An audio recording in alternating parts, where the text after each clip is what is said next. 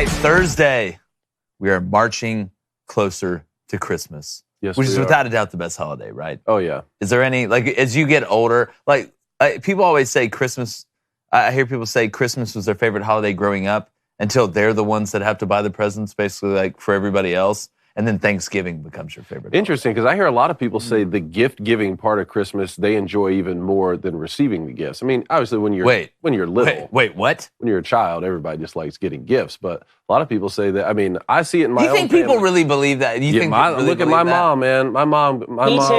My mom get especially there's an entire room of the house that's like she's just been getting gifts for 8 weeks now. Yeah. I love usually the women in the family. I love giving gifts. Dads aren't running around. Like, I love giving gifts. I think two things can be true at once, but I like getting them just as much. No, you like getting them more. Yeah, I do. It's fun. Yeah, I do too. Let's be honest here. I don't want to go shopping for Christmas gifts. So it's not Who says you got to shop? You can get experience. Well, I mean, I still... You can craft don't build something out of beechwood. No, You're talented. No, don't get me twisted. building something out of beechwood. No, don't get me twisted. I'm going to go shopping for Christmas gifts. I'm not giving people gifts. But I enjoy getting the gifts as much or more than I do giving them. I enjoy giving them. Here is a gift. There's a homeless guy I see all the time. I give money to on the way here. Give him, I give him a breakfast sandwich. You just go stand in front of him and eat honey buns for like 45 minutes. See, I'm not sick like you. You knocked that pizza out of that. That was her fault. The audacity. Tell the story real quick. The audacity. Okay, quickly. I was in Denver, Colorado. I went and ate at a phenomenal pizza place. And if you've ever been to Denver, there's a lot of homeless, okay? I was walking by some stairs next to the Broncos Stadium.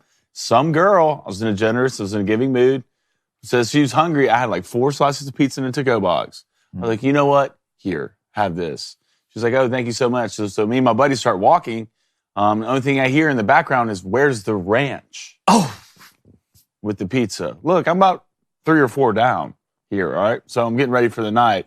I immediately turn back. Don't even say anything. Just spin on one foot, turn back, look at her, walk up to her, and immediately Judy chopped the to-go box out of her hand, all right, and said, there's the ranch, and pointed at the ground and left.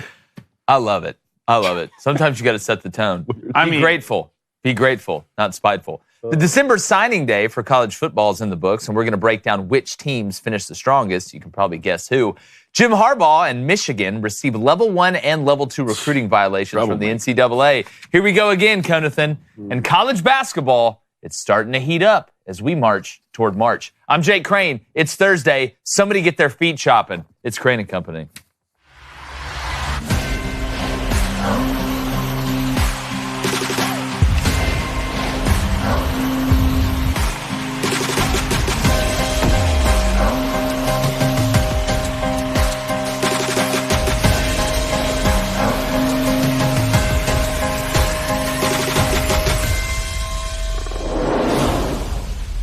Now, if you're a college football fan at all, you obviously have a team.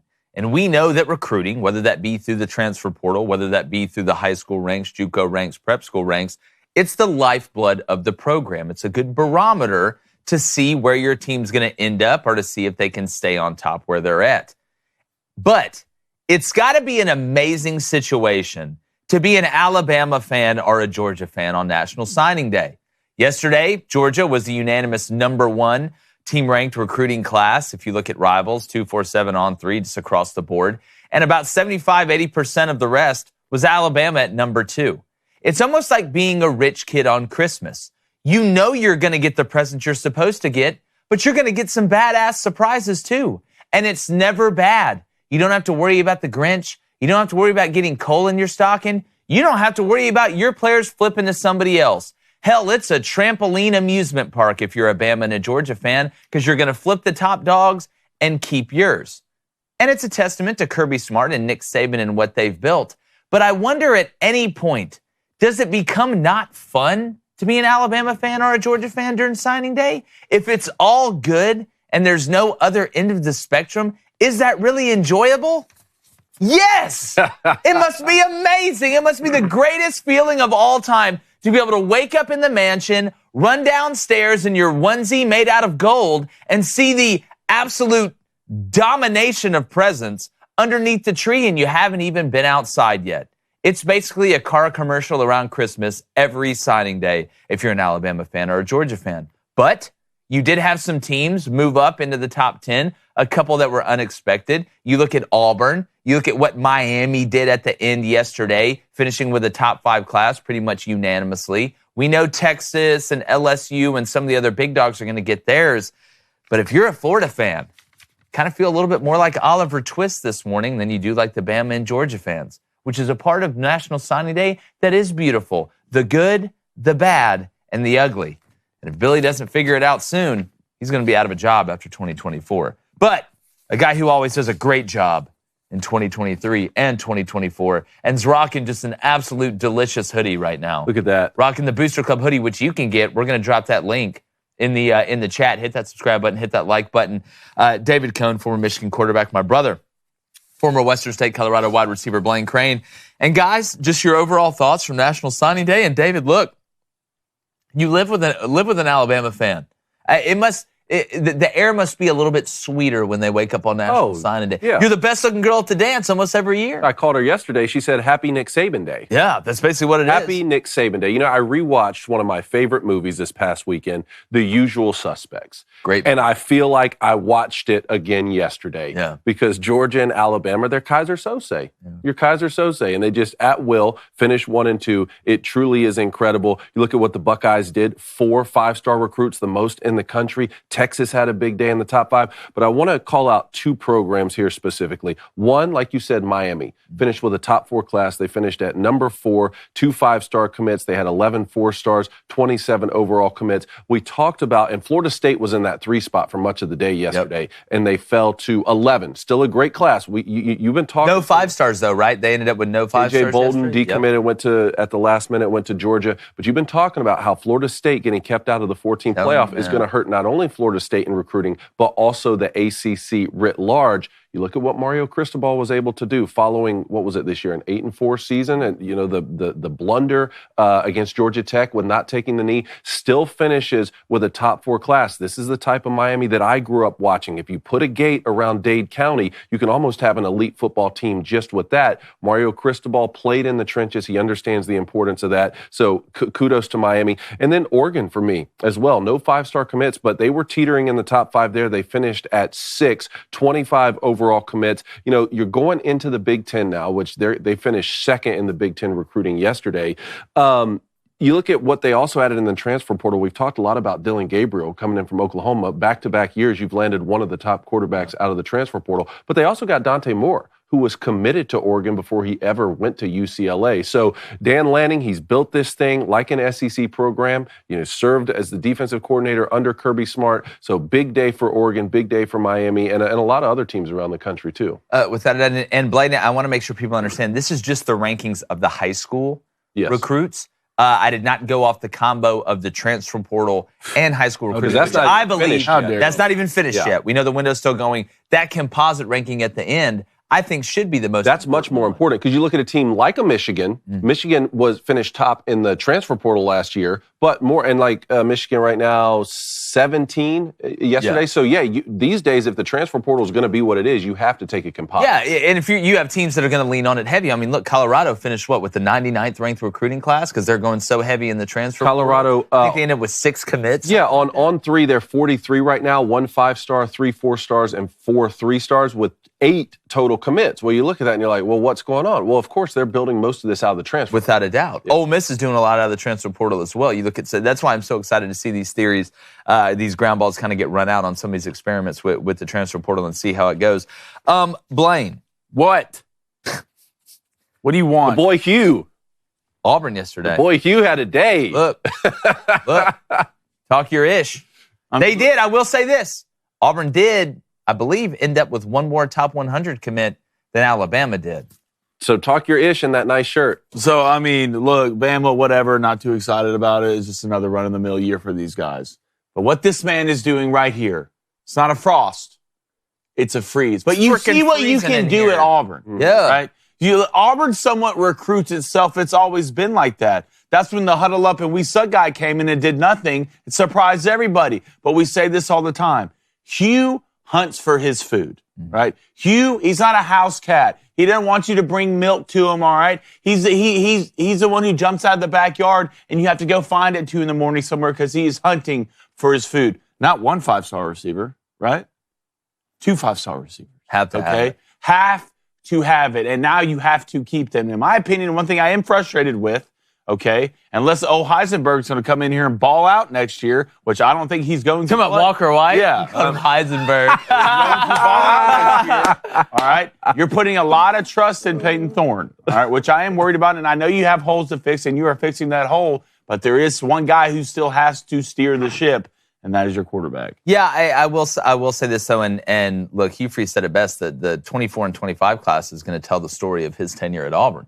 You know, because you've got to get over that hump. A hell of a class. You got to give a shout out to the staff, everybody involved: Trevon Reed, Zach Etheridge, Aldridge, all those guys. Yeah. That did a heck of a job bringing this class together. But you bring up a great point. Some of these guys, if your team missed out on a couple guys yesterday that you really wanted, don't worry. With the rules now, hell, they could be in the transfer portal coming right back to you next year. For sure. Tomorrow. So and from a coaching perspective, it's why you never burn a bridge. You brought up Dante Moore. Yeah. Right? Committed to Oregon, ended up signing with UCLA, hops in the transfer portal, goes back to Oregon. Like, that's why you never burn a bridge, especially during the transfer portal era, because all of a sudden, and I'm not saying it's a great thing, first sign of adversity or a promise doesn't get kept, or maybe the NIL check comes up a little bit short, it's a bounce house, right? Yeah. I'm not talking about UCF. Like, they're out of there. Which still needs to be. Team did well recruiting in National Sign Days, UCF. Yeah. You brought that up. UCF did phenomenal. Well, it's amazing when you go to a Power 5 conference. I'm interested to see how the SMUs do. And like going forward, going into a Power 5 conference, it gives you instant legitimacy. But who would have thought, David, back to your point, we want to know what you thought about signing day. We're going to take your live calls, 1-855-236-3228 at 7:15 a.m. Central. Remember, if you donate in the chat, we read that too. But who would have thought, going into that last playoff reveal, that on National Signing Day, Miami, who finished 8-4, who lost to Florida State, ended up having more momentum and a better day than Florida State, who went undefeated, right, and beat Miami, would have. But optically, not getting in the playoff, I'm telling you, it hurt Florida State. Yeah, a little bit surprising still. Like I said, you finished with an 11 class, right on the cusp it's a high-class top 10 class. And plus, like I've said, man, being able to recruit Miami well, that's not surprising, especially for a guy who played there, right? Like, Mario Cristobal understands the importance of putting a gate around Dade County. I did want to give a shout-out quickly to Oklahoma, Notre Dame, and LSU. They round out the top 10 there at 8, 9, and 10.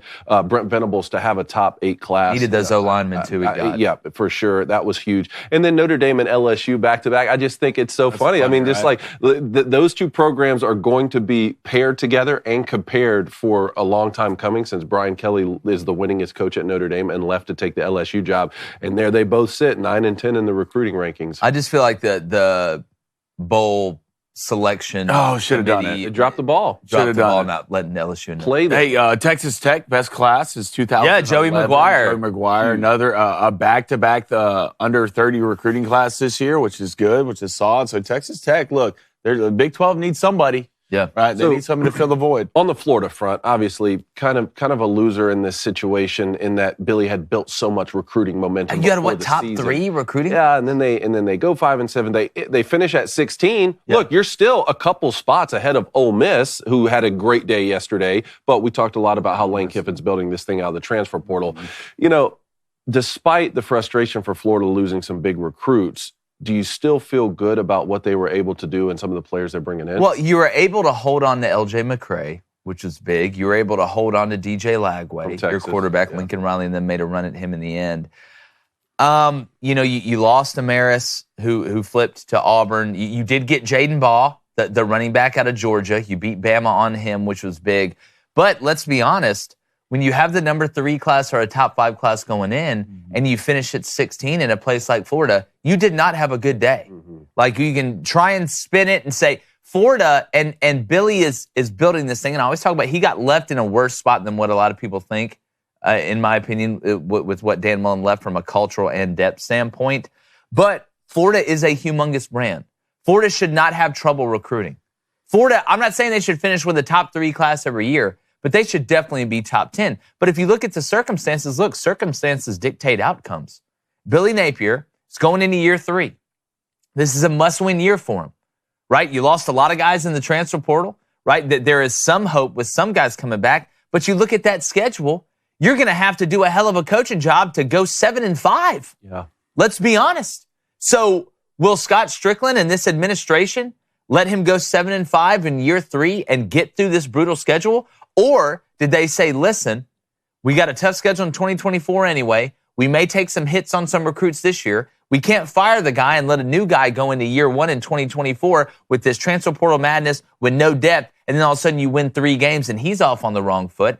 And I guarantee you the negative recruiting that went on against Florida for a while was they are going to fire Billy Napier after 2024. You can commit to Billy Napier now, but he is not going to be there after your first year. He may not make it through your first year. And I think some people believe that because, let's be honest, I think most of us believe it because it's true. So I do want to commend the guys that stuck with their commitment, right? But in the era of the transfer portal and the freedom we have, you're really kind of playing with house money. And listen, I'm of the belief of you should get a free transfer if your head coach gets fired. Sure. Outside of if you've already transferred once or not. I do believe in that. So I can understand why, and you can kind of see the puzzle piece getting put together, but in no way, shape, or form, regardless of what's going on, is dropping from top 5 to 16 acceptable in Gainesville, and it shouldn't be. Mm-hmm. Well, yeah, I think Billy Napier is probably a phenomenal guy, and he's a good coach. But I go back to when he got hired, I didn't think this was going to work out. And I caught a lot of flack for this just because of what he was walking into. And you bring up what Dan Mullen left him was absolutely in shambles, right? It was in shambles. And now with the transfer portal, it shortens the coach's time to get a program ready down a year, I believe. You go from 3 to 2, right? And this happens to you in a recruiting class, and you have this schedule next year. There is no way. No, you go to what Billy did this year. I mean, Graham Mertz. He got that right. Got that right. That kid played on another level the entire year. You had pieces at receiver, but Billy Napier's not going to make it through the year next year. And I think we know that. I think Florida fans know that. And I don't think it's because Billy's a bad coach. I think Billy walked into a losing situation that takes more time than this to fix. Yeah. And I don't think people have the patience, especially nowadays, fans, administrations, to wait this long for you to fix it. And it doesn't help that even though they got left out, Florida State did just go undefeated, right? They've beat you back-to-back years. Miami just finished with a top 4 recruiting class, including holding on to some big pieces, flipping some big pieces. I believe they flipped somebody from Florida as well. I'm not 100% sure. But right now, when you're looking at the race in the state of Florida going into 2024, I would probably say you've got, and I know Jordan Travis is moving on, but you got Florida State 1. I would say Miami 2, UCF 3, and Florida 4. Which is wild because Miami and Florida State were down at the same time for so long after they dominated college football. And after Urban Meyer, it was Florida's time. Right? And now Miami's got to do it on the field now, too, eventually. They do. With Mario. The wins have to start coming. But you're in the ACC. Yeah. You just think this recruiting class. Mario's got another year of, you've got a young offensive line that's talented. I think you're going to be fine at quarterback. If you're a Florida fan right now, I understand why. I understand it's a tough situation. I think Blaine put it really well. It was a tough inherited situation, and it's a tough situation as a fan. It also doesn't help that your quarterback from year 1 went number 4 in the draft. Now, we all know that Anthony Richardson was drafted that high based off potential rather than what he did on the field. We can have that nuanced discussion. I'm talking about optically from the outside world. It doesn't help when a lot of people point to that and say, man, the quarterback you had in year 1, you still had a losing season, went top 5 in the NFL draft. Yeah. Well, just like Georgia was unanimous number 1 class in the country in recruiting, DraftKings is unanimous number 1 sportsbook out there. I'll argue that till my dying day. And if you're an NFL fan, it's time to unwrap nonstop football action. Go down the steps, open your eyes. What did DraftKings drop off? Unlimited NFL action, which is the best present better than Santa could ever give. And this holiday season, you can throw down on big matchups with DraftKings Sportsbook, the official sports betting partner of the NFL. And this week, guess what? Speaking about gifts, new customers can bet just $5 on the NFL and score $150 instantly in bonus bets with our code BOOSTER. All right, you got to use that code, BOOSTER. It helps us, it helps them, it helps you. You got tons. We got college basketball. I had some great games last night, which we're going to get into. You can bet NHL, NBA, everything. College football, we got Syracuse, South Florida tonight, which should be an interesting one. We're going to get into who we like there. But make sure you use that promo code BOOSTER, like I said, because new customers, you bet $5 on the NFL, you get $150 instantly in bonus bets. That's only on DraftKings Sportsbook with code BOOSTER. The crown is yours. You can also be a queen if you buy some Lady Ballers merch. Ooh. All right, we're going to put the link in there. We got jerseys, we got hats, we got candles, we got bats, we got everything. So make sure you grab some of that stuff. DailyWire.com/shop. We're going to put the link in the chat. But speaking of the chat, hit that like button. What's going on over there? Let's get into it, chat. Let's go to Tim Cornay. What's up, brother? He says, please understand that this all comes down to who pays the most now that the bags are more out in the open and you can see them getting dropped. Yeah, well, I mean, what's changed? That's how it worked before, NIL, when people were getting paid under the table. Nothing's really changed there. What I find fascinating is a couple things. One is On3 puts the average NIL, right, spent like per player, I believe, something like that, or the average NIL valuation, and some of them you see, like Oregon finished with that class with $73,000, right? Average NIL, a lot of people were higher than that. But then I always find it fascinating on how you budget out the amount of NIL money you have with high school kids as opposed to the transfer portal. And again, I'll say it like I said earlier, circumstances dictate outcomes. If you're a guy that needs to win quickly, just took over a place, or maybe even if you're Billy Napier, that it's a must-win year, or Sam Pittman, it's a must-win year, you may have to lean heavier on the transfer portal with NIL. So watching, and again, we still have the data isn't back yet because we're watching Deion Sanders and Lane Kiffin and some of these guys run this ground ball out in the transfer portal and go heavy in the transfer portal each year and see if they can't use what I call the mercenary theory to win. So money always talks. It has always talked. So you look at a school like Miami, their average NIL for yesterday was $77,000 per player. That's $50,000 less than a school that was behind it with Texas, who averaged $128,000, which is impressive. So, wow. Yeah. So his point is right. But like Brandon Marcello said yesterday, we've seen more parity on the recruiting. Like if you look at the top, the top 15 recruits signed to 14 different schools. Places. That's great for college football. Well, like head coaches, you are now your GMs. Yeah, well, I wish they would just turn are. it into that. Yeah. Like, why don't we just go ahead and make it that, so that's an element of it. So like, put a salary cap on it. Yeah, and make the transfer portal true free agency. For instance, if you sign a kid out of high school, you could go ahead and sign him to a 4-year deal. Who cares if you want to transfer after a year? The NCAA doesn't have a say. Or if you're going to go with this year-by-year approach, then you take the risk of signing a 1-year deal, and if you end up not being as good of a football player as you thought you were, you don't get a free education. Well, I wonder at some point, are we going to get to where these NIL deals, you're signing, you have to stay at a school for a certain amount of years, and to maybe sweeten the pot a little bit, there's incentives. We see this in the NFL. Hey, look, sophomore, you want to sign this NIL deal? You get over 7 sacks, you'll get a bonus, right? We'll give you a bonus. I wonder when that's coming. Well, again, as long as it's out in the open and transparent, nobody I grew up with who loves college football ever said, I love it because the guys don't get paid. This is America. Everybody wants people to get what they're worth. The problem with it is this stuff is not out in the open. It's not transparent. If Joe Burrow signs a new contract and resets the NFL market, I know what he signed for, and I know what's required of him for the money he's getting. We don't know that in college athletics now. That's the number one problem. Agreed. All right, let's go to Beard in the Base. What's up, man? He says, what chance is there of for Julian Fleming or another big receiver declare for Nebraska after Dylan Raiola joined the crew? #Go Big Red. Well, I think you're going to see more pull from Dylan Raiola if he goes out there and plays well after his first year playing as opposed to this year, because it's still a young guy that's coming out of high school. Not that it isn't attractive to go play with him. Not that it doesn't help up Nebraska's profile. It obviously does that. But I think it's going to take some, let me see it on the field, then all of a sudden these transfer portal wide receivers and big-time players want to go play with them because they know he's a big-time player. I think it's going to take time. If you're on Rumble as well, we appreciate you. Make sure you... Such a huge commit for Nebraska, though. I mean, biggest commit in Nebraska history? Yeah, since they started tracking it. Yeah. Let's go to Steven. What's up, man? He says, number overall recruit Jeremiah Smith did not sign his LOI with the Buckeyes. Does he end up unsigning with them, or does he flip? And if he does, where to? I think he did. Did he end up signing? I think he signed. And he signed, and the commitment came in when Ryan Day was actually at the I know that they mentioned it to Ryan Day, but I saw a video of him signing, and that pen wasn't touching paper. No, well, again, when I signed early in the morning, and my ceremony, I just signed a fake paper. A lot of guys do but that. All I'm saying is, yes, I saw that video yesterday where the news came in that he officially did sign when Ryan Day was at the podium. But right now, I'm looking at the On3 recruiting rankings, and it says signed by his name. Okay. So unless multiple sites have gotten this wrong, then I think he is a Buckeye. Not with the number one guy like that. He's signed, sealed, and delivered. You always know when the school tweets out like the signing thing of the player. Like that's how you officially know. All right, let's go to James Stallings with the $2 donation. James, thank you, sir.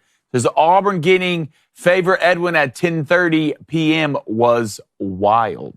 Yeah, I mean the timeline's all screwed up now with the calendar, but typically, it used to be guys would say you'd find out really early in the morning. You'd find out most early in the morning. The fax machine, you remember the fax machine? We don't do that anymore. I remember the fax machine's gone. All right, hey, the fax is in. Hell, I remember coaching doing the fax machine. Really? Getting it in. Yeah, now guys are waiting until like 1, 3. We saw a lot in the afternoon yesterday. A guy waiting until 10:30. Look, it's a huge decision, right? And it's a little bit different for everybody, so I don't mind it. It's just, it truly is an all-day affair now. It used to be by lunch, you had a pretty good idea of there may be 1 or 2 guys left out there, but most people were in the boat. And there's a lot of guys that were in the boat before lunch this year, but not nearly the way it used to be. Let's go to Ken, a V guy. What's up, man? He says, personality-wise, Napier doesn't fit, in my opinion, but trust me, he's welcome to stay at Florida as long as they want to keep him. Yeah, I know you're well, like personality-wise, though, who does fit? Yeah. Like Urban Meyer, obviously, with what he did, worked out in Florida. You can judge him how he did it, however you want. Dan Mullen, I don't think his personality was exactly loved down there. I'm sure if he was winning, his personality would. Yeah, that's what I'm saying. 100%. If you win, your personality, that you could be a comedian, or you could be you could be Helen Keller. You could be mute. No one gets excited about Dan Mullen's personality. Yeah, no. I thought he was a reptilian the first 2 years he coached at Florida, to be honest. He said 3 words. You put him in a white lab coat and black gloves. Well, who knows what you can. Like, why is he fighting Spider-Man? It just matters if you win football games and your personality automatically, like Brian Kelly at LSU, that personality wasn't a huge fit. We've seen the coaches from LSU, but what has he done? He's won football games. Hell, he just won. One of his guys just won a Heisman Trophy. Now it's beautiful. Now it's all flowers. All right, let's go to Chase Mills. $5 donation. Chase, appreciate it, man. Most encouraging part of Brent Venables' class yesterday was 27 guys committed going in and 27 guys signed to finish the day. I'm telling you, Brent's the right guy at Oklahoma. Said it when he got the job. Like they're going to have an identity there that people can be proud of, and it's the perfect time going into the SEC to have that identity. I do want to say this about Billy Napier real quick before we move on. I hope it works out for Billy. I really do. I do think he got dealt a harder hand than a lot of people understand. And nowadays in college football, the arms race and the expectation to win is so not premature, but they want it now, right? It's a J.G. Wentworth situation. I want my money and I want it now, and I get it at a place like Florida. But I look at what happened with Dabo Swinney and Clemson. When you give somebody time, like it just, again, you look at George Washington, the American Revolution. They're ready to fire his ass after the first couple battles. Jim Harbaugh is a great example. Yeah. Guess what happened? You believe you stayed the course for a while. Now all of a sudden, we got Starbucks and stuff like that. And we've seen some programs take that into account. When you look at Arkansas sticking by Sam Pittman, we'll see how it works out. UCLA, there were rumors Chip Kelly was going to get fired. I thought that would have been a bad move. They decided to stick with him. Let's see how that works out going into the Big Ten. All right, let's move on. Let's get to reactions here. All right, let's get to some reactions here. So Jim Harbaugh and the University of Michigan have finally received official notice of allegations from the NCAA for recruiting violations. This is not the advanced scouting. This goes back to what was dubbed Burgergate. So spokesperson for the school and the athletic department said Wednesday the school has received this NOA, which includes 4 level 2 violations for impermissible on and off campus recruiting and improper use of coaches, and a level 1 violation against Jim Harbaugh, who is accused of misleading NCAA investigators. I have a couple questions for you guys, but the first one is, in what other sport or what other area of life Jim Harbaugh served a 3-game suspension for this already that was imposed by the university. This was to start the season. In what other area of life do you serve a punishment for something that you haven't even received an official notice of wrongdoing, had an investigation, or been found guilty? Banana Republics. That's the only place I can think about it. I mean, it just, I understand that. My question to you, David, is these violations were committed. It was smart, though, I think, in this case. I watched Auburn and Bruce Pearl do this with the basketball, with him sitting out, Auburn imposing, self-restrictions on scholarships and stuff like that, and they got a much lighter sentence from the NCAA. Like, I get why people do that. Tennessee fired Jeremy Pruitt before anything with the NCAA got too far. I understand it because it's a play that's run. My question is, if you're Michigan and Jim Harbaugh now, you served the 3-game suspension. Hell, you sat out half the year. It's been such a drama between Michigan and the NCAA, and it's been such a distraction. If you're Jim Harbaugh and they say, listen, you need to sit out 3 games next year, I'm gone. But I'm gone. And they're saying it may be more than that. Then I'm gone. And I don't know what the conversation was between Michigan AD Ward Manuel and the NCAA. Right? I don't know if this was. I've heard it was a situation where, they offered up the 4-game suspension to start the season. The NCAA said that's not enough. Then all of a sudden they land on a 3-game suspension because the non-conference schedule this year for Michigan was lighter than it is next year. And the Big Ten is making a huge push for that week 0. And they have Texas in the non-conference in the week 2. They didn't want Jim Harbaugh to be suspended for that. I don't know what the conversation was, but if it was anything other than if we suspend our coach 3 games this year, then whatever punishment we receive next year shouldn't involve a coaching suspension. But you still suspended him. The athletic director has to go, in my opinion. Yeah, I mean, to my opinion, you took a plea deal is what you did. You only way you self-impose if there's conversation with the NCAA of whether that was going to happen will be lighter if you did this. If Jim Harbaugh gets self-imposed, loses the 3 games, which he already did, all right, and has to get suspended next year for 3 games plus, I agree with Jake. I am running as fast as I can to the NFL. But the AD who made that decision should be. Yeah, well, Jim Harbaugh didn't suspend himself. Yeah, the AD's like the albino guy on the Da Vinci Code at the beginning. Just why do you keep hitting yourself in the back? Yeah. Who was also Chaucer in A Knight's Tale, which is an underrated movie. And that's Paul Bettany. First of all, Paul Bettany, legit actor. Very legit actor. But to your point, on the Bruce Pearl thing, and then you talking about taking a plea deal. Why is that? I saw some people tweeting at me yesterday, this is how the NCAA works. They're so generous in the first place for even allowing an institution to self-impose before they come in and finish their investigation. What are we talking? Why is that part of the game? At least with a plea deal, you've been accused of something, and the district attorney or whoever comes to you and says, "Hey, this is what we're going to arrest you for unless you cooperate or do X, Y, Z." We're just now getting an official notice of violation for something that a coach has already served a suspension for, albeit imposed by the school. Yeah, well, why is that the game? It is the game, and there's no good explanation for why that's the game. It's just what precedent was set. That's why I keep talking about the bad precedent that was set with Florida State in the regular season. Not to parlay those two things too tightly together, but when you set that precedent, people will start going back to that precedent. We see it in the law all the time. I don't know who the first person to self-impose was, but it obviously worked out because everybody started doing it after. The question now becomes either you are suspending Harbaugh next year for games or you are not. So if I'm Michigan, I need to know that. If I'm Jim Harbaugh, I need to know that. Because if I'm Michigan and I'm Ward Manuel after getting this, if you're trying to suspend him again, well, then we're fighting. Because they're in the middle of contract negotiations. Then we're fighting. That's the thing about it. You should already know that. You should already know that. Maybe they do know more. But a level 1 and 4 level 2 violations. Say what you will about Roger Goodell and some of the punishments he's handed down. At least in the NFL, he issues the punishment. You can appeal to a court, a probate court or whatever, but that's the punishment. Yeah, right? Well, if it comes out that Michigan, and I don't think these moves are made without knowing. I think it's too high level of Michigan to not have talked to the NCAA, gotten the feedback that, hey, if you self-impose this, then it can be lighter. Now, if the NCAA lied to him and they switched up on him, I actually feel bad for Ward Manuel because I've seen people get away with this before. I've watched Auburn do it. I've watched Tennessee do it. You watch what Kansas did with Bill Self, who had more level 1 violations in an apartment complex with a fire in the lobby. And you look at going forward, if Michigan self-imposed, it's very simple, and you said it. If Michigan self-imposed a 3-game suspension for their head coach, and that did nothing to blunt the penalty that the NCAA doled out after they sent the notice of allegations, then Ward Manuel should be fired. No doubt. And a lot of people up in Ann Arbor think this was an inside job because one of the biggest donors to the athletic department serves on the NCAA infractions committee and is a minority owner in the Vikings, never wanted Jim Harbaugh in the first place. See, then that makes me think y'all aren't going to win the Natty. Like stuff like that makes This goes really deep, but it's starting to really feel like Jim Harbaugh is not going to be the head coach at Michigan next year, and I hate it after all the recent success that he's had. It just makes the game against Alabama even bigger how you finish this year. Without a doubt. There's going to be plenty of opportunities in the NFL.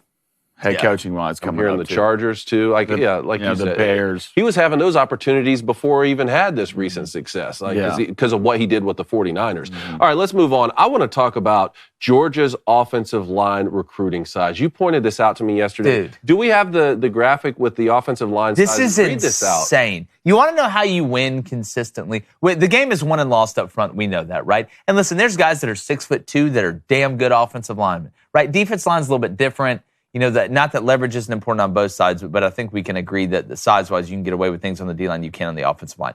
You want to know how you feel good about yourself getting on the bus? When the smallest guy in your offensive line class is 6'6", 295 pounds. That's the small guy. That's the runt. All right, I'm going to go from top to bottom here. This is who Georgia signed. All right, I don't even know. You talk about 7-foot island. Right? They must have went to the island of where the wild things are to find these guys. Here we go. They ended up with 6 guys in this class on the offensive line. First one, 6'8", 353 pounds. Second one, 6'8", 335 pounds. Third one, 6'8", 325 pounds. Just right off the bat with those first 3 guys, that is almost 20 feet of human being and over 1,000 pounds of human being. That's a monster, all right? That's a Nephilim, all right? The rest of them, 6'7", 315 pounds. And then you get here to the smaller guys. 6'6", 330 pounds. And then the runt, the baby, right? The dinklage of the group, 6'6", 295 pounds. You want to know how to win consistently? Physics, bud. I want to add, can somebody back there do the math on this, right? So obviously it's 12, 24, 36, 30, 37. I mean, you almost have 40 feet of human being and over 2,000 pounds.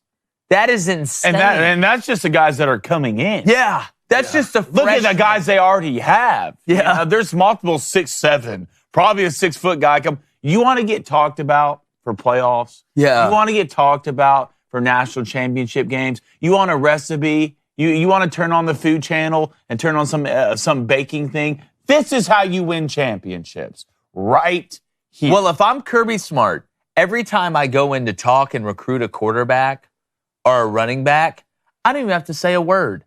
I'm just walking in with a poster that has the size and picture of our offensive line. You want to run behind this?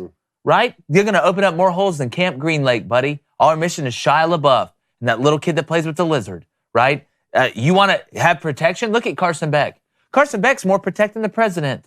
I mean, the man, even the Bama game, his protection was unbelievable. You want to know why? Because you can't get around him. You could lay these guys all horizontal. It'd take you an hour and a half to drive a NASCAR around that track. Rusty Manziel comes on here and says a lot. Kirby Smart has made it a point to recruit the biggest human beings in the country. Genius. Who are also fast and athletic. And Mark Richt, when he was at Georgia, had guys like this 0 through 40 on the roster.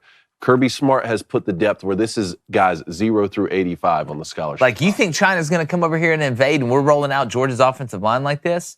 Yeah, good luck, bud.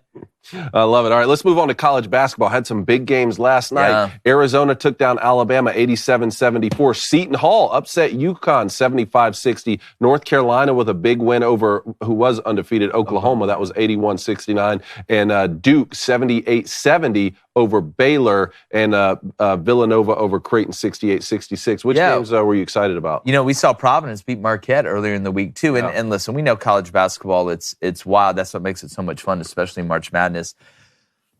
One thing that I'm noticing, and I think UConn's the best team in the country. I'm going to continue to say. I know they lost yesterday to Seton Hall. I still think they're the best team in the country because come tournament time, I trust them more. I trust Hurley. But I'm looking at this Alabama team. with Nate Oates. You know, you're 6-5 now, and their schedule's been brutal. It's been brutal. But you got to win at least one of them, right? And Alabama and Nate Oates are to the point now where, you know, you were the number one overall seed last year and underachieved in the NCAA tournament. Yeah. Like, at some point, Nate Oates is going to have to pay this thing off in the NCAA tournament. Now, they almost beat UCLA a couple years ago to move on to the Elite Eight, I believe, or that may have been in the Elite Eight. I can't remember off the top of my head.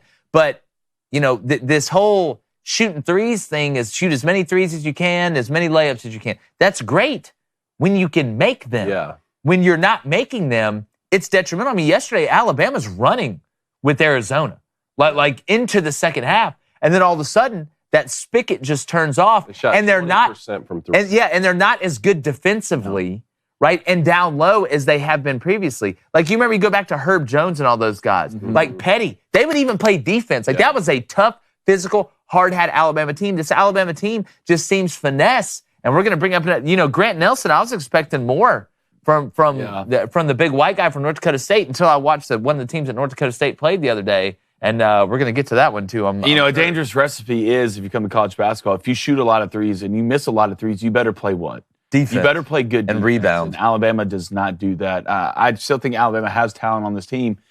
But one team, Arizona, is pretty damn good, guys. Yeah. The adding of Caleb Love, you know, everything they do, they never look rushed. They never look out of tempo. They always get good quality shots. And sooner or later, some Arizona team is going to pull it out in the tournament. Well, we keep saying that. They have the talent. They have the depth. They have the size. I think adding a guy like Caleb Love can be a difference late into the NCAA tournament. Well, at what point is Arizona and Purdue going to pay that off? Like in the NCAA tournament. We were talking about this with Purdue. I mean, you know, Matt Painter, I love him. We had a caller call in. It's like, dude, like, we don't trust Matt Painter in the NCAA tournament. You shouldn't. I wouldn't trust Rick Barnes in the NCAA tournament. Tournament basketball, it's wild, man. Tough, man. It's so much different than the regular season. Obviously, you find guys that can do it, guys that can't. Tommy Lloyd coming over from Gonzaga. Say what you want about Gonzaga, but they have success in the NCAA tournament. They haven't won the whole thing, but they always make a run when they get in there. Now, this team doesn't have the star power as some of the other ones have had in the past. And obviously there's no Drew Timme there anymore, who's there for, you know, the Bo Nix of college basketball. But I tell you, man, it seems wide open again this year. I can't wait. I cannot wait for March Madness. All right, I'm going to go to the NFL quickly here. It's been a wild last couple weeks for Giants quarterback Tommy DeVito after he took over the starting job, had a couple big wins in a row. Did you guys hear the situation with the pizzeria? So he wanted to double what he was charged. Well, I'm pretty sure his agent. It's what it sounds like is the pizzeria said, hey, we come do an appearance fee. Let's agree to $10,000. We'll make some pies. He'll sign some autographs. And then after a big Monday night win, the agent said the fee's doubled. It's $20,000. And so the pizzeria went public with this and had some screenshots, something like that. And there was, you know, the agent was trying to say, no, that's not true. Well, Tommy DeVito made good on this and appeared for free. Is this a video or is this a still photo, Justine? All right, play this video. Went and made good on his appearance for free. I thought this. Yeah, man, it seems packed. Even in the 70s and 80s, there were guys that like here's my deal with this. I've actually and look, I'm capitalist but situations change. Like, I don't think this was an awful move by the agent to double the fee after their performance, right? Because you're going to bring in now, if you had signed a contract, and he might have, I don't know. If he would have signed a contract saying, I will appear for this amount of money, signed Tommy DeVito with his agent, whatever, that's one thing. But if he said, I'm going to show up here, all right, at this time for this amount of money, and then it'd be like if I was playing guitar around Nashville, and I had a couple like underground songs that people liked, and then I was going to go appear. I said, yeah, I'll go appear at this one bar on Broadway for $5,000. Then all of a sudden, I've got a #1 hit single that same week. Best believe I'm charging you more than $5,000 for me to come in there and play the venue. Yeah. So I can understand it to a certain extent, the problem right? with that is if you committed to it beforehand and this happens and you lose in the court of public opinion. That's exactly right. Now you go for free. Now you do, but if I got that now you miss out on the $10,000. Yeah, but now you got that #1 hit single. Like, you're going to win the Tommy DeVito In that scenario, that's fine. In this specific scenario, is Tommy DeVito going to be an NFL starter moving forward, you think? I don't think so. He could be. He's going to be a backup. But, don't rub people the wrong way when you get your couple minutes of fame, because you could be using that to parlay, especially in your hometown. I'm pretty sure the agent didn't tell him he doubled the money. If the agent didn't tell him he doubled the money, and then Tommy came out and said he didn't know, and he went back and he actually did get paid the original $10,000 that was agreed upon. Okay. So the only thing that would upset me if the agent made that decision on his own and did not inform me, and that's what Tommy Cutlett said. And good for Tommy to show up, and he got his own marketing team. He's starting to figure it out, man. You know, it's newfound success for this guy. Yeah. Well, again, you have your Jeremy Lin moment, man. Have your Jeremy Lin moment, right? Sometimes 15 minutes can last a lifetime. True. Somebody put that on a pillow. All right, last thing here. We've got an NFL game tonight. I just wanted to get your guys' thoughts on the Saints and the Rams tonight, and it's in LA. Great. Can't wait to watch terrible offense. The question is, can the Saints defense consistently stop the Rams offense? I'm done trying to prognosticate what the Saints are going to do on offense. I'm done doing it, because you might as well just, write your name in a napkin, throw it in the wind, and guess who's going to find it. But that's where we're at. I think the Rams find a way. I'll continue to say I think the NFL has been a very average product this year. A very, very average product. Rams won 4 of their last 5. The Rams are looking solid. I think really people need to start paying attention to what Puka Nacua is doing this year from a rookie standpoint. 1,100 yards receiving. I mean, he's going to break the record, right? He is absolutely balling. Matty Staff looks healthy. And I'll say it again. I've been repeating this, and since he went to the Saints, I don't trust Derek Carr. I don't trust Derek Carr in big moments. I don't trust Derek Carr when you need it the most. He will find a mistake. That's why one person I do trust, all right, and that's Matthew Stafford. You got the kid from Notre Dame back at running back who's been a phenomenal piece this year, and your defense is starting to come together. Give me the Rams. I like the Rams to cover in this football game. Looks like the rookie record for receiving yards is 1,400 yards by Bill Groman of the Houston Oilers in 1960. God, old Bill and then Groman. 1,455 by Jamar Chase in 2021. Yeah, so wait. It was set in 1960 by Bill Groman. Yeah. And then it was beaten by... Hey, don't doubt Bill's game now. No, Jamar second. Joe Jamar's second to Bill Groman? 55 by 20, yeah. Man, he'd toast his ass. So 18 know yards. Bill. 18 yards, but Bill Groman. Puka Nacua is at 1,163 yards. 3 games to go? Yeah. Well, that's almost impressive in 1960 because nobody threw the ball, right? He actually did. He got the yardage from 5 plays. Yeah. From 5 plays, he got all that yardage. Yeah, you may not trust Derek Carr, but if you're starting a business, all right, and you need a global commerce platform that can help you sell at every stage of your business, you better trust Shopify. And when you hear this noise, hit it, Dave. We made it. We rich. All right, Shopify is a global commerce platform, and from the launch your online shop stage all the way to we just hit 1 million orders stage, Shopify is there to help you grow. I get asked all the time by guys who are like, hey, I want to start a podcast. I want to do this. Who can help me get through? Because people don't realize how hard it is if you've never done it before or you don't know somebody who did it, how to get through all the bumps, just all the bumps that there are in starting a business. Mm-hmm. That's where Shopify helps you. Our marketing team, they use Shopify every day to sell our merch, including the Lady Ballers merch. Got a delicious candle here, which is cherry scented, which obviously makes sense. But Shopify helps you turn browsers into buyers as well with the internet's best converting checkout, up to 36% better compared to other leading e-commerce platforms. So no matter how big you want to grow, Shopify gives you everything you need to take control and take your business to the next level. And you know what it gives you? It gives you this relief.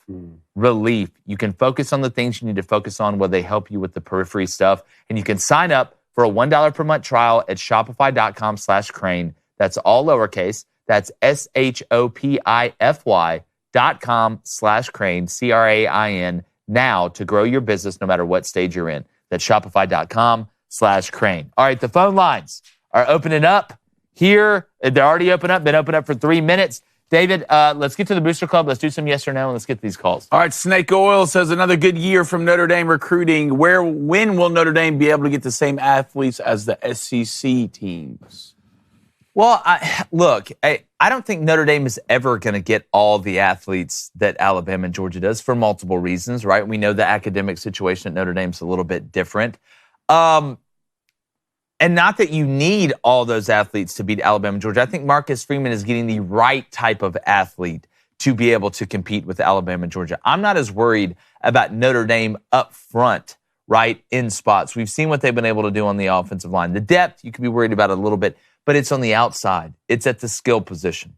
That's where Notre Dame has been deficient. I do think Marcus Freeman can put them in a position. You look at the secondary this past year. As athletic as I can remember, they were young outside on offense with great house. Notre Dame doesn't just need to be a heavy run, throw to the tight end. You're not going to be able to bully ball Bama and Georgia. You're just not going to do it. You're not going to be able to do Notre Dame. I'm sorry. This isn't 1947, right? This isn't 1964. You are going to have to go get some cats on the outside that can do it, or you're not going to win it, right? There's very few teams that can line up and smush Alabama and Georgia and Ohio State. Michigan, we're going to see this year, right? With the style they play. Notre Dame is not going to be able to do that, right? Sorry, not sorry. You have got, and Marcus Freeman knows that, you have got to have cats that can run, and Notre Dame hasn't had that consistently. Well, I think you got to give a lot of kudos for Marcus Freeman getting another quarterback. Yeah. And Riley Leonard. Yeah. First, you get Sam Hartman to come fill the void, and that's always been the question at Notre Dame. They've had athletes, but who's going to play the quarterback position? You get Sam Hartman to fill the void. Now he's gone. You get Riley Leonard fully healthy. You need help at the skill position. For sure. That's what you need. I just wonder if that starts to be the MO for a team like Notre Dame or even for Oregon, who's gone to the transfer portal for big-time QBs, back-to-back cycles now. Do younger guys see that? I mean, on the Oregon side, they also got Dante Moore transferring in, so he must not be too afraid of competition. But do the younger guys out of high school see that and say, well, this is the type of coach who's just going to go to the portal every single year for the top quarterback? You know, I wonder, though, like if you're able to kind of turn that pitch into, hey, I'm coming to the living room of a high school quarterback. Look at Auburn, for example, right? Walker White, you're signing him. That's your high school kid. You feel good about that's the guy you want to develop. Well, you go get a Peyton Thorne, right? That maybe comes in and plays that first year, right? So he can redshirt, and then that freshman plays as a sophomore. I wonder if you're going to see that balancing act more. I think a lot of it is just necessity, right? Maybe you signed a couple quarterbacks for a couple years that are young guys that didn't pan out. Now it's their turn. Maybe you need to go get a transfer portal quarterback. Well, like I don't know if there's teams that are going to use this same methodology every year. You may see it. I don't know. Maybe some guys do want to lean on a transfer portal quarterback and just build the whole thing around them. I just feel like you got to have both. All right, let's go to Son of Man with the $5 donation. Yeah, you are. So Saban hires a former Michigan coach before the playoffs. But let's talk about Jim Harbaugh's recruiting. Yeah. Absolutely comical move by the NCAA. Well, that's why I laugh at this. Like, that's why I laugh when all this came out, when all these people were like, oh, my God. You know, Paul Feinbaum's like, lock Harbaugh up. Lock him up forever. Send him to Shutter Island or Arkham Asylum. This is how it works, right? This is how it works.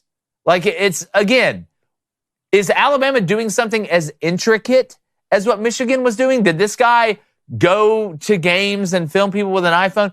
Probably not. But the outcome is the same. You think they're going to hire this guy and then not ask him about – you try and get every advantage you can. That's why it's laughable and it's stupid. Look, if you talk to people during COVID, right, when you weren't supposed to, I can understand getting punished for that, right? I can get that. But we're talking about stealing signs or bringing guys in from other places to give you an advantage. I mean, grow up, Peter Pan. I'm with you, son of man. And Nick Saban hiring the former assistant, I love it. I love it. And that guy used to coach for Nick Saban. You're bringing in, is that going to make the biggest difference in the game? Who knows? But if it gives you that much of an edge, if it makes the difference in one play in a game that's going to be decided by 2 or 3, do it. I love it. It's the second half of that that's the bigger problem. Like, we're going to try and make Jim Harbaugh out to be like the biggest villain in the game. And some people were responding, well, yeah, because what Nick Saban didn't violate the rules and Jim Harbaugh did. But I remember Jim Harbaugh getting suspended for the 3 biggest games of the year at the end of the season by the Big Ten for not violating Big Ten rules, but for a blanket sportsmanship policy. So if we're just going to say anything can fall under sportsmanship. Yeah, well, look, it's the hall monitor situation. If you're cool with the hall monitor, they don't ask for a pass. Yeah. If you're not cool with the hall monitor, why are you outside of class? Why do you not have a pass? I'm telling Coach Powers. All right, let's go to Heartbroken Hog. What's up, man? Hashtag Ask Crandon Company. What do you think of my Hogs being 28th in the National, but 15th in the SEC? Crazy how big the gap is between other conferences. Well, it just shows you why the SEC, for the most part, and I would say outside of this year, has been the most dominant conference, and I think will continue. And Texas, Oklahoma finished top 5 Oklahoma in the SEC are jumping in that too. That's part of it. You can have a top 15 class nationally and not be top 10 in the SEC. That's how crazy it is. But I do want to give some credit to Sam Pittman, because I know there are a couple guys that left. You know, you had the one kid, the number 1 player in Arkansas, ended up going to Missouri. But with all the negativity that's been around this Arkansas program, they kind of held the class together more than what I thought they were going to, with Sam Pittman going in to a must-win year. But let's go into yes or no and get ready to get to these calls. Justine, do you have some yes or no questions for us? I do. Let's get into it. Oh, I don't have my cool little badge. That's cool. Cool, Should whatever. be next to you. Oh, I got mine. What'd you do with it? I didn't do Check anything the with table it. next to you. Check The table first next place to you. I looked. The other again. table. Anyway, Taylor Swift is worse for Travis Kelce's game than the Pfizer vaccine. God, these are the questions that need to get asked. No. I don't know. Yes. Is Taylor Swift? Is Taylor Swift worse for Travis Kelce? No. I'll say no. No. I say no. Look, one of those is a mental game. The other one is something you actually injected in your body. As much as I can't stand this Taylor Swift thing, I think there's a reason behind it of what they're doing. And I think you're going to see that in 2024 because it's an election year. I think there's something that's bubbling up with this whole situation. But no, I didn't look. If something I could inject into my body, like that's always going to take precedent over, some girl just writes songs about high school guys. It's an election year. I don't know anything about what the vaccine does to your body or how that affects your performance. I'm not a doctor. I'm not going to pretend to know. But on the other side of this, the Taylor Swift, while it may end up being a net negative for the Chiefs, maybe it serves as a distraction for the team. For Travis Kelce, like, you're one of the greatest players at your position of all time. Go date a superstar. I don't have any problem with it. But hey, when it comes down to the playoffs, let's focus up. Yeah. Let's get ready for the games. Better play good. Look, I'm telling you, Taylor Swift will be the downfall of the Chiefs. We're seeing it happening in front of us. I've been saying this since they apparently allegedly started dating. But, the vaccine, I'm not a doctor, but, the vaccines, there's been certain things that are starting to happen more with the vaccine that's came out lately, in the Damar Hamlin situation. So I don't know if Taylor Swift is killing anybody. So we'll see. She is a leader of the Illuminati. Allegedly. We'll see. I still like her music. Allegedly. It's the same song. It's the same look. Yeah, Blue Steel, she just Magnum. It's the mediocrity got her same this fame. look. She Anyway. just changes the name of the guy. It's Jeff. It's Todd. It's Mark. Enter generic white guy name here. It's Trevor. It's Noah. It's Dylan. Golly.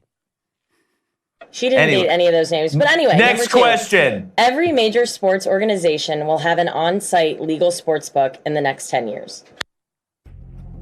Did you say professional? Major sports. So we'll go with professional. Okay, yes. No. That's going to be the name of the game in pro sports, I think. No. You want to know why? And it's sad. I want to say yes, David. Why not? Because sports gambling should be legal in all 50 states. In all 50 states. In 10 years, you don't think it will be? No. You ever been out, man? No. I've been a couple times. Yeah. No, I got that shirt. Look, there's some people. You can play the lottery in Georgia. You can't gamble on sports. Somebody explain that one to me. Somebody hold my hand, explain that one to me like a small child in Kroger. Maybe you're right. Some of these states, I think, are going to look around and see the revenue that's being driven by. Are we even going to be here in 10 years? Yeah, I don't know. Do you mean like us three specifically, or No, we just as in human beings? The human race. Maybe not. Yeah, there's robots out here. Like we made like certain robot things. We're starting to understand animals. Well, I was listening to a podcast last night. We're starting to understand animals. I heard something. What? Understand? I understand mean, my dog. understand? Like we're animals. starting to learn their language. Like sign They language have with gorillas? languages to each other. There's something, and this is the most random thing ever. But there are seals and a whale, a certain type of whale in somewhere like in Iceland, and they meet up. They meet up every year, and they go hunt. They have different languages, and they go hunting together, and they start speaking a third language together. How terrifying. Celanese? We've known that. And no, you've known that? I understand my dog when she needs to go to the bathroom. I take her out to the bathroom. Can I be honest with you? I don't want to walk into my house and know exactly what my dog is saying. You know what my dog's seen? I'm kind of afraid to ask him. Yeah, you ever seen Up? Yeah. Get ready.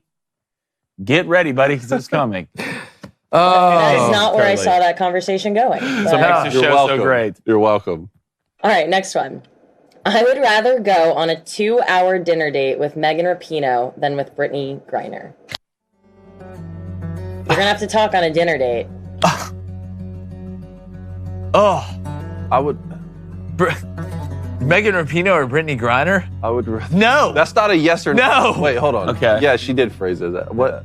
Say the question again so I know how I'm answering. So I would rather go on a 2-hour dinner date with Megan Rapinoe than with Brittany Griner. So saying yes, you'd rather be with Megan. No, would rather be with You could ask Brittany. a lot of questions. Is waterboarding I'd rather go with option? Megan Rapinoe. I don't want to go eat dinner with a too. criminal. Yeah.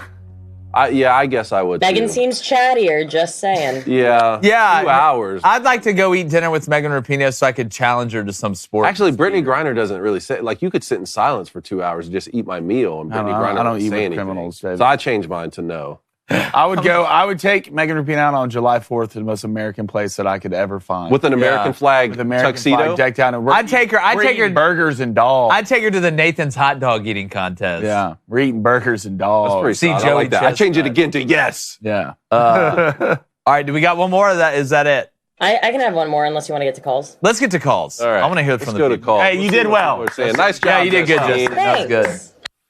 Nice job. Those were great. All right, let's go to Andrew in West Virginia. Andrew, what's going on? What's up, Crane Company? What's up, man? I got a joke to start off the whole college football playoff thing real quick before I get to my 3 questions for each of y'all. So, The Rock says this. The final 4 teams are Michigan, Texas, Washington, and Bama.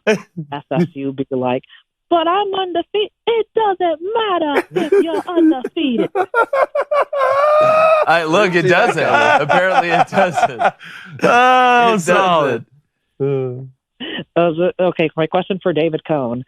So, let's be honest here, Alabama practically gave us a favor, and they kind of screwed us over because Michigan's now the 1 seed in the playoff, but then again, they got to face Bama instead of Georgia being the 1 seed. No 3-peat for them, am I right? Yeah. Do you like Michigan's odds to win it all this year? Do I like their odds? I'll take your question literally and say the odds. No, I would like it if they were underdogs going up against Nick Saban and Alabama. Right now, they're favored in the game. But I do think this is an incredible opportunity for Michigan. We've seen a situation where they got the number 1 seed, it wasn't the number 1 seed, but they went up against a favorite in Georgia and they got obliterated. Then we saw a situation in the college football playoff where they got the easier draw in TCU and they were favored. They still lost. Look, there's a phrase. Ric Flair has started following this Michigan team around and being pro Jim Harbaugh. If you want to be the man, you've got to beat the man. I've been hearing that this is the greatest Michigan team in the last 30 years. This is Jim Harbaugh's best roster. We finally got a quarterback. We won the transfer portal, all this stuff. What better opportunity than to go beat Nick Saban? You want to win the championship the 1 year the SEC didn't get in the playoff? Well, that's not going to happen. You get Alabama, go win it. Let me ask you this. Do you really want to be the underdog? In this game? Yeah.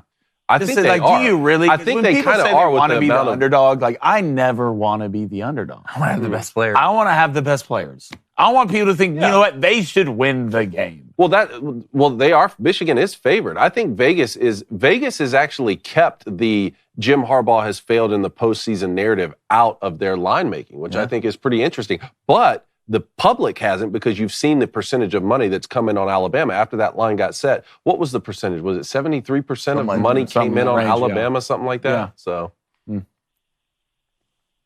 Oh, yeah, my question for Blaine. So I know baseball season's over, but thoughts on the fact that we predicted that a team that has not won a World Series finally won it? Congrats to the Texas Rangers. Yeah, I think we're all right. We hit the nail on the head on that one. We're good for the Rangers, and they're adding pieces, and they're young. So they did it without DeGrom. And did it without DeGrom. They're going to be nasty on the bump always, but, the way they did it, just with the guys that they had, it's fun to see, especially with all the big-name teams out there. paying all this money. Like, we paid all this money for Juan Soto. I can't wait to watch him come out here and be mediocre. So, it's great. Good for the Rangers. I'm happy for David, who's now a Rangers fan and wants nothing to do with the Braves. So good for him. I'm glad they won it. And now I want to see a team like maybe Seattle, one of these guys get up there and win it too. So I always like rooting for young guys in the MLB. All right, my question for Jake is, let's see. Who do you got winning the Super? Who do you think will most likely make the Super Bowl and win it? And if it's a team that's most likely that has not won it, who would it be? I think it's going to end up being right now, I'm going to be real with you. Be real with him, son. And be real with him, son. Tell him my father, mate. Bills, Niners. Bills, Niners?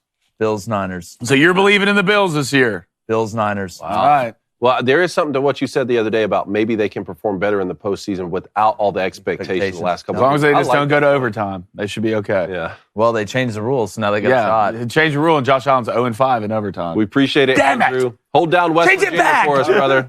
Thanks, Andrew. All right, let's go to Brian in Boston. We got Pongo alert. Brian, first down, Boston. The Brino, the Daniel Brinoceros. What's up, gentlemen? Thank you What's guys, first and foremost, for your college football coverage.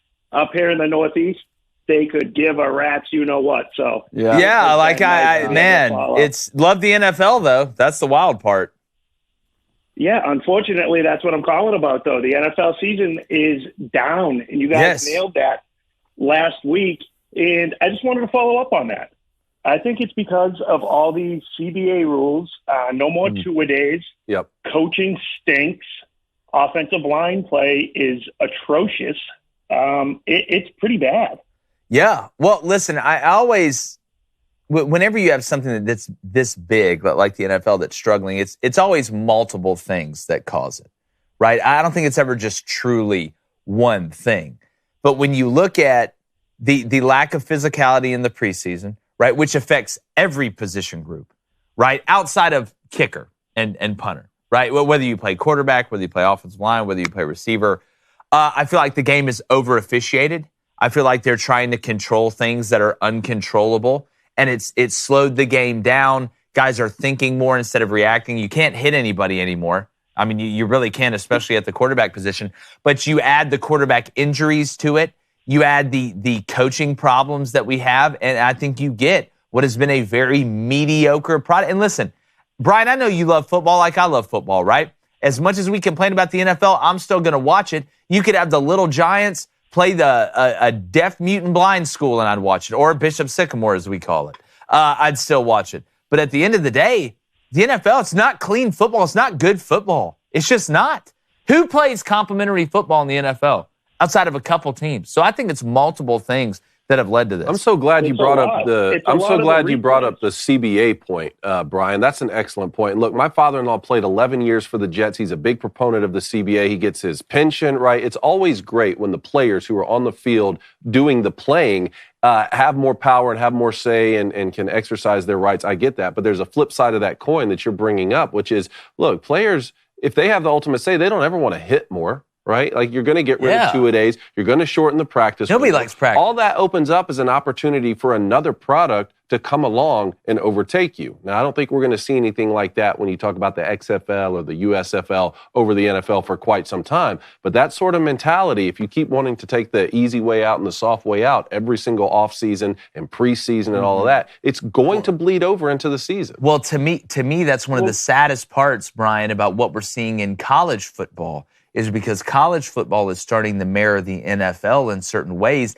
in a time in where if college football stuck to their guns, they would increase in popularity even more than they already are. Because I think college football, even right now with all the changes, is a much better product than the NFL is. Absolutely. But guys, when it comes to this stuff, and to David's point there, it's my father-in-law says this anytime we get political. It's all about the money. Of course. And that's what it comes to with those CBAs. Instead of worrying about the product, instead of worrying about, like, looking at it long term, hey, if we practice harder, if we, scheme better, I'm going to have better stats and then be able to get a better contract down the road. They look for the money side of it, and it's like, that's it. They'll give up anything else. They'll give up all their other stuff to be slotted payments on the rookies. Yeah, so that the veterans can get more money. Well, Brian, you got to look at this other side of it too. The less I practice, the longer I can play. The longer I can play, the more years I can collect a true contract paycheck from the NFL. So I wonder how much that goes into the thinking of, if I'm not hitting in practice leading up to the year, that's going to save me a lot of collisions in my career. Maybe I can steal another contract, another 3, maybe 4 years. We got guys playing the NFL longer than they've ever played in the NFL. And I don't know if it feels like the stars aren't really starring in the NFL, right? You lose Tom Brady, you lose Aaron Rodgers this year. Patrick Mahomes has been, from a stardom standpoint, has been carrying the league from the quarterback position. He's having somewhat of a down year. I mean, right now, the guy who's leading the MVP race is Brock Purdy. So it's not really. There's not those couple guys out there that everyone just goes and looks to in the NFL at the quarterback position this year. Yeah, but you know what though? The flip side of that is it's almost too quarterback centric too. As much as I agree with you, we do like those stars. I mean, I was spoiled by watching the second greatest Michigan quarterback of all time up here in New England. I like Brian. It was great, but it's too QB reliant. Like when Brady left and went to Tampa, delivered a Super Bowl right away, and then Stafford did the same thing. It smelled like the NBA to me, where it's like, oh, you're grabbing a mercenary to just plug them in there, and you're going to win. No more team building. Well, at least it's better when they don't get hurt. A lot of quarterbacks have gotten hurt. Yeah, well, speaking about mercenaries, wait till I tell you about the transfer portal. You're going to hate that. But, Brian, thanks so much. Great call, Brian. Appreciate you, buddy. Brian, that was a great Please call back. Fun conversation. Call again soon, please. All right, let's go to Charlie in Pennsylvania. Charlie, how you doing? It's by the chocolate factory? If you're in Hershey, Pennsylvania, I'm going to freak out. Are you by the chocolate factory? No. We went through that last time. I'm in Bushville. I'm in the mountains. There we go. Hey, listen, I want to salute Brian. From a Yankee New Yorker to a Bostonian, a smart guy, and he nailed it because it's about the money. If Alabama was smart, they would bring a big tray of cheeseburgers to distract Jim Harbaugh. That's funny. That would be a funny troll, though. That would be. Dude. What if you got a turnover instead of the turnover chain? You got the turnover. Come on, man. You're talking about an elite level troll. NIL deal. You know how much money you could get. That would be legitimately funny, Charlie. I would laugh at that. Y'all think Saban's out here playing games? Yeah, come like the old McDonald's guy that dressed up like a cheeseburger. I got to tell you, this is the time we live in. Yeah. Look at Hillary. Look at Hunter. Look at Joe cutting deals with our greatest adversary in the history of this country. And the FBI, I don't know nothing. We don't know nothing. I can talk about that, right? But look what they're doing to the Trumps. It's the same thing. When they pick someone to go after, and what did Jimmy do? He stood up against abortion, and that flamed them in the NCAA. And he wants players paid a little money. But in the age where a young kid could get a new house, a Ferrari, and $1 million to come to their school, you don't dare buy a kid a cheeseburger. Yeah. Mm-hmm. If that's even what happened. That's been sort of the parallel storyline that's going on. Well, it's more of a little thing that is getting punished in a humongously big way over and over and over and over again. Again, this reminds me, Jim Harbaugh is the kid sitting in the gym on Eastbound and Down. Here's my second Kenny Powers reference for the day, who raises his hand and says, my dad said you ruined baseball. And Kenny Powers says, listen, if you want to pick on somebody, that's the kid, because I ain't looking. That's exactly what's going on with Jim Harbaugh in Michigan. You pissed off the wrong people. You pissed off very powerful people, and they can make you pay even. And the scariest part is, even at one of the most hallowed college football institutions in the world. And I wonder now. At Michigan. So if they can get you at Michigan, they can get your ass anywhere, buddy. That is very true. But I wonder now with Jim Harbaugh, knowing him like we do now and how he's sort of a troll himself, if this makes him want to stay even more. If he possibly would have entertained an NFL job this next season, but now he's saying, you know what? If they really want me gone this bad, I'm already at my alma mater. Now I'm definitely. Well, I think it depends on if they win it or not this year. Because if I'm Jim Harbaugh and now I've got that national championship ring, that puts me in a different mindset moving forward. Because number one, Michigan's going to have my back regardless. I'm not worried about the NCAA. You want to ingratiate yourself to that one guy who doesn't like Jim Harbaugh at Michigan? Go get Michigan a national championship. I'm sure he may start coming around a little bit quicker. Or give me the trophy. Here's the bird to all y'all. I'm up out here. LA Chargers, what's good? Oh, what a crazy situation. Thank you, Charlie. Hey guys, we appreciate it, brother. Thing. Go ahead. So this is this tyranny that's going on in our country. It's the same disease, and money is underlying all of it. It's about It always money does. And yes, sir. So we need to know what the real adversary, the people who love the sports for the right reasons, we're being subjugated. And we For gotta sure. stand together Look. and point out the evil, Yeah, well, again, it just depends on if you're making money off the subjugation or not. Just, are you getting subjugated or are you making money off the subjugation? That's the question. But, Charlie, we appreciate it, buddy. Hey, be safe up in the mountains up there. Hey, call in again soon, Charlie. We appreciate it, man. Samuel. All right, let's stay in Pennsylvania. Angelo, you're in Pennsylvania, right? Morning, fellas. How's it going? What's up? What's up? I'm going to be quick today. I was just following up with you guys saying that National Signing Day should be a holiday. So my question is, would you rather have the Monday after the Super Bowl off as a national holiday, or the Thursday and Friday, the first weekend of March Madness? Easy answer for me. All the above. I'm so glad. You choose. You choose which one.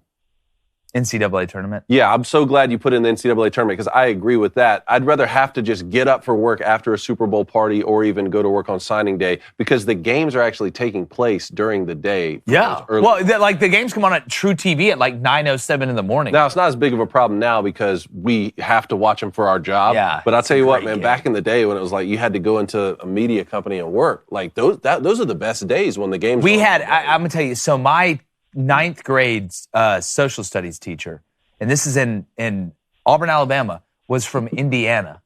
Huge college basketball fan. Literally read us a note that Bob Knight wrote his dad. It was like a manager or something crazy. We actually started crying. We made fun of him for a while. Sorry. But we actually watched the NCAA tournament in his class during school. He would just put it on. And it was the greatest. It was the absolute greatest. Well, yeah, I would say the NCAA because it's an all-day affair. Yes. Right? It is an all-day affair. I'm not like Super Bowl's great, but I'm not usually going out to Super Bowl parties or anything like that. NCAA, I think the first game started, 11? Somewhere around there? It started, I feel like it's maybe like a little bit 10, earlier. like Look, 10. you got Thursday and Friday off. You're walking into the weekend off after that. You can crack a cold one at 9:30. Maybe get some. I mean, realistically, the best time to drink alcohol from a health standpoint is in the morning. I heard it's super healthy. Yeah, it is. It's better to drink it in the morning. Look it up. I'm a scientist. Yeah, I heard the best time to get shots. You're Bill Nye. Yeah, I know, but he's not even a real scientist. I am. Appreciate it, Angela. Start drinking in the morning. Yes, sir. Yes, sir. A little Bloody Mary. How do you think I do the show every day? Yeah, we can talk about it. So, what are we saying? We had to drink the beer through the hot dog straw. It's like, man, I hadn't had a beer such a good Thursday, yesterday. and then he put that in my mind. The glizzy beer. Glizzy straw. Oh God! In some alternate universe, all their straws are glizzies. That's true. And Davies Glizzy that World. morning. What was it called? Iced Me. Oh yeah, where you got like the Davies Smirnoff iced me at Ice. 6:30 in the morning. Did you drink it? Mama didn't raise no. Okay, all right. Thank you, Angelo. We got 2 more callers. Let's get to them both. Andrew in Kansas, what's up? Hey, guys. How are you this morning? Hey, Andrew, what's up, buddy? Good. Hey, that last conversation kind of digressed down to the glizzy straws. Jeez. Yeah, I know. It's, look, you never know. It's like Forrest Gump said, man. This show's like a box of chocolates. You never know what you gonna get. Mama, come in and brush your hair. Come in and brush your hair. Yeah. Hey, couple of things here. So I'm a K-State fan. Okay. And it was a little bit of shock when Will Howard jumped in the transfer. Dude, I know. That one baffled me. And right, kind of followed right there on the heels by Colin Klein going to Texas A&M. Now that was a bigger shock than Will Howard getting in the transfer portal.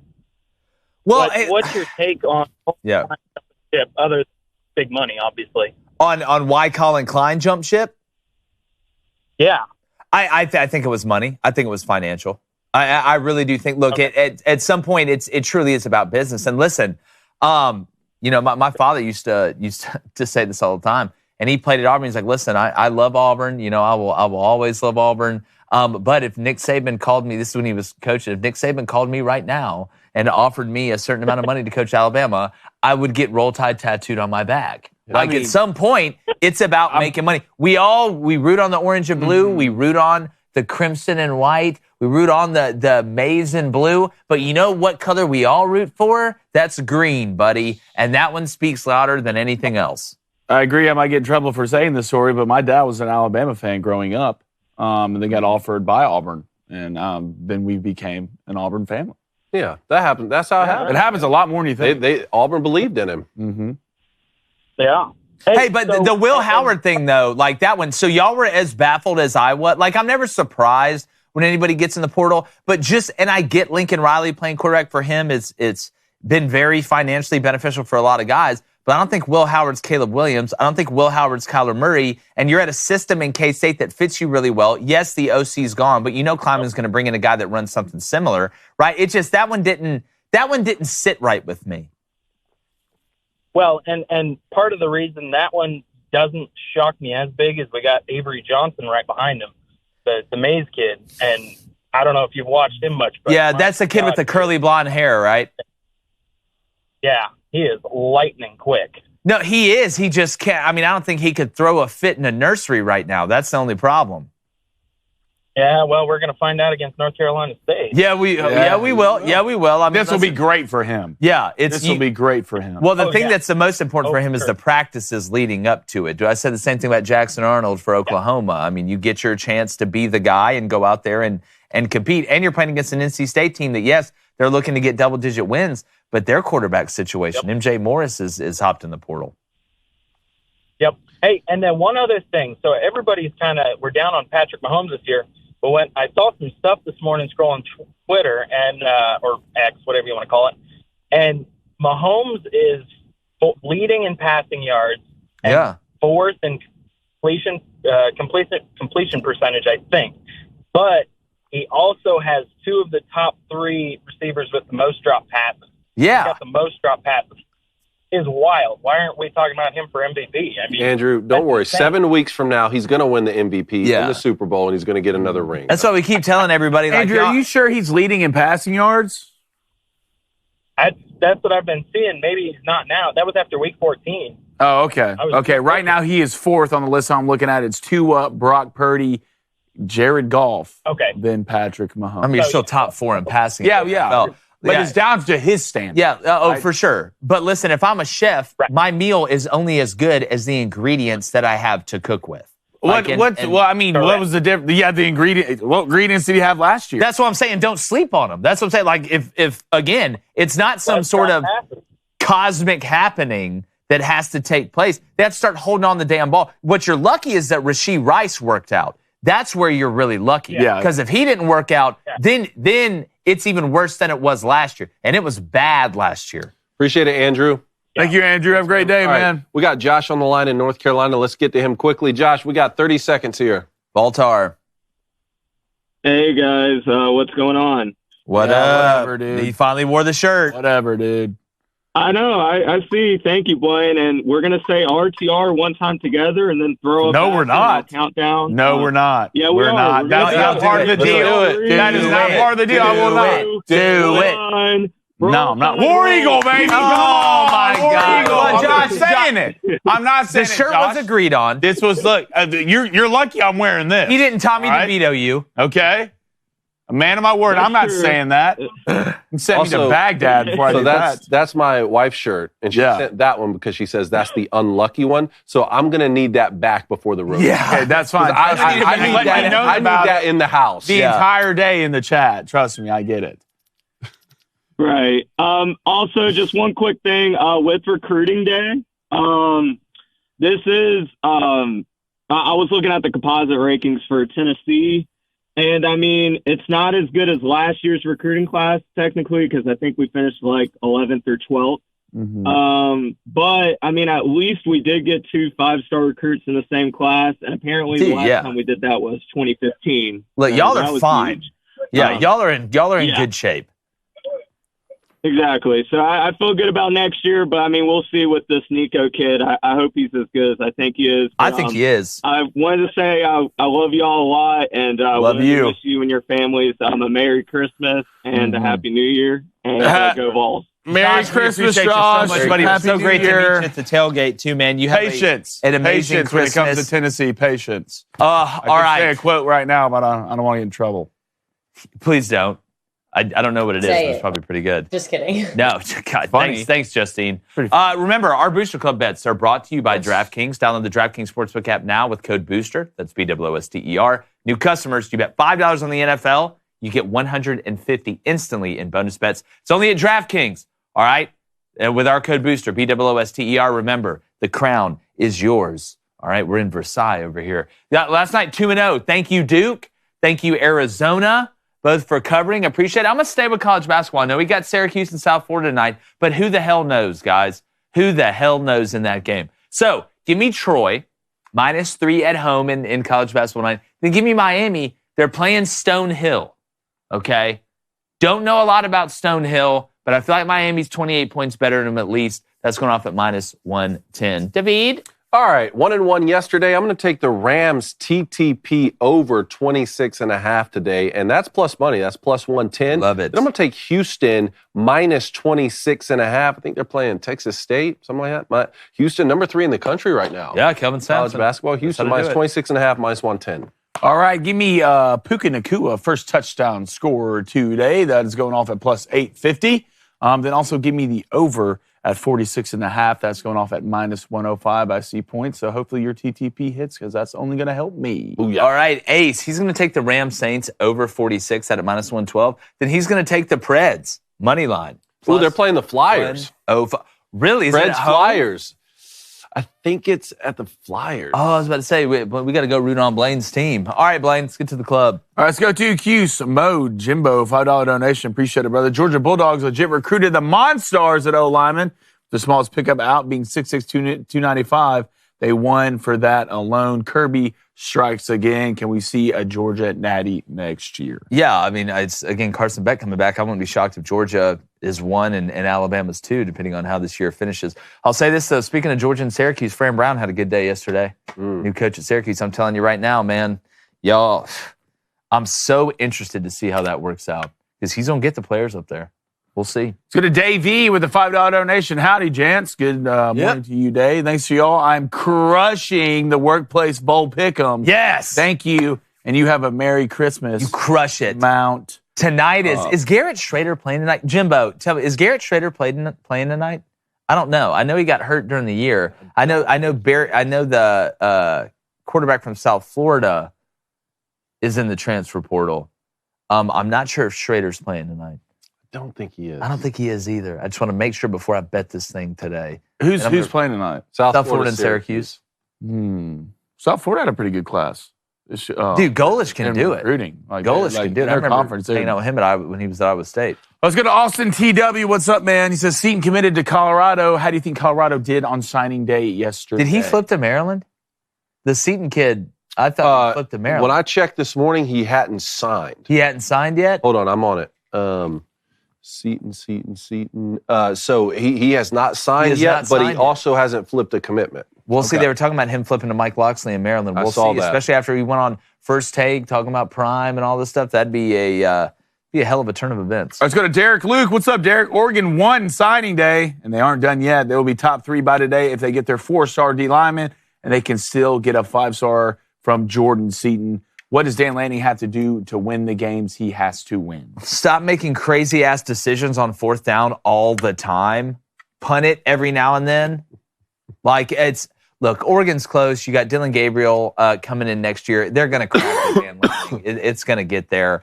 It's just a matter of time. Let's go to that Showbaz. He says, Lamar is currently plus 450 for MVP. The Ravens upset the Niners. That can flip with Purdy. Without a Something doubt. can consider. What does the Ravens have to do to beat the 49ers? Well, I think it's more about what the Ravens will do defensively than offensively. I think Lamar and them know who they are. You're going to get what you get out of them. You're not going to go and blow the 49ers out of the water and score 50 points. But it's defensively with the Ravens is where they're going to be able to keep this game, I think, somewhat low scoring. You've got to try and find a way to minimize the weapons that the Niners have. Yep. A lot of it, to me, is in the red zone holding them to field goals. They're going to be able to move the ball in between. And you scoring instead of kicking field goals after long, sustained drives. And that's where Lamar's legs come in. And the thing is, the Ravens have been beating people to sleep, like the Lions they crushed. Like a lot of these people, they're beating with huge plays over the top. I feel like with the 49ers, though, you want long, sustained drives. You do. You want to keep that offense off the field. Let's go to Chad Moreland. Chad, what's up, buddy? He says, I've been saying for over 20 years that college football is a better product than the NFL in every single way. I think it is, but again, I am biased. I grew up in a college town. Like, I grew up in a state that doesn't have an NFL team, that doesn't have an NBA team, that doesn't have a Major League Baseball team, which is shocking. There's still plenty to fix, though.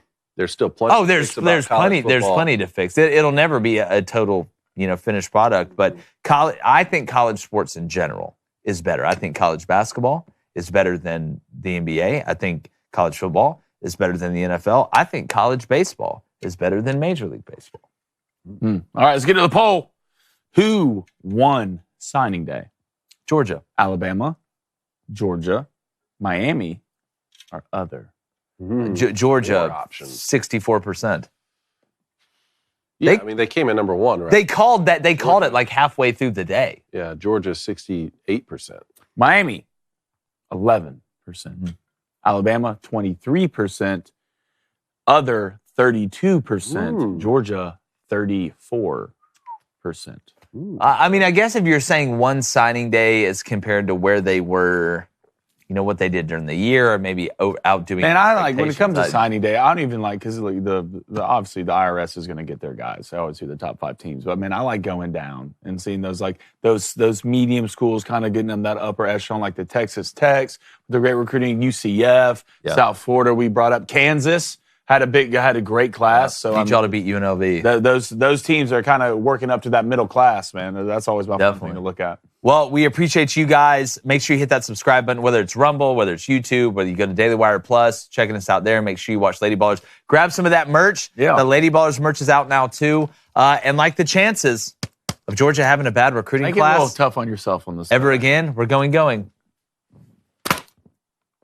Throw it back. Gone.